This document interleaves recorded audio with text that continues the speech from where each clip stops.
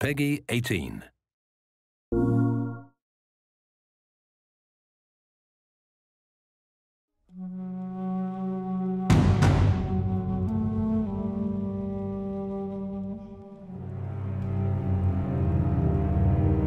Don't make a sound.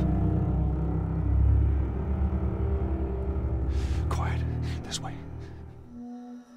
We went through quite a process trying to figure out what the infected were going to be. A very big directive from the very beginning was they're not zombies.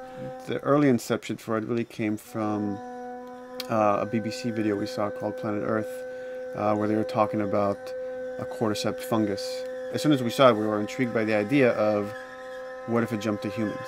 In what interesting ways would it take over a human body and then force it to spread that infection? And we figured that the real evil in the game is the fungus. It's not the people. We want to see what kind of choices a human makes under that kind of pressure. There's him.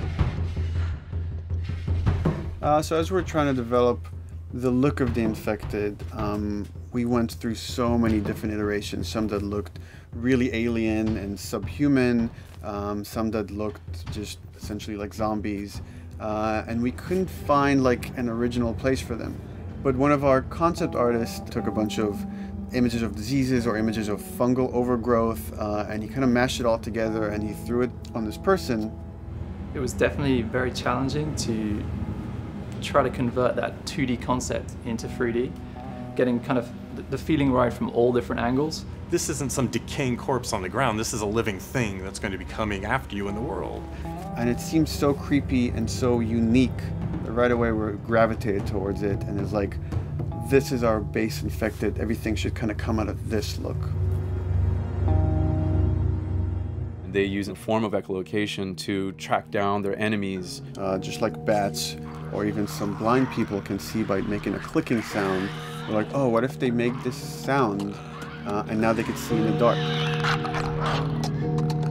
A sound that on its own wouldn't be very scary. And then to associate it with something that people in this world are very fearful of, so that as you're exploring an environment, all of a sudden you hear this click and you're seeing everybody just get frightened, just everybody duck, everybody hushes.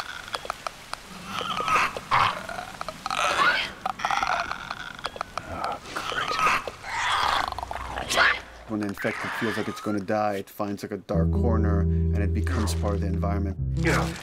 The fungus grows out of there, and if the fungus lingers there long enough, then spores will come out, and if people can breathe those spores, they become infected as well. Pretty much everyone in this world has had one of their loved ones at least become the infected, so they lost someone this way. It's a pretty brutal fate if you know you're headed down that path. You've got some hard decisions to make.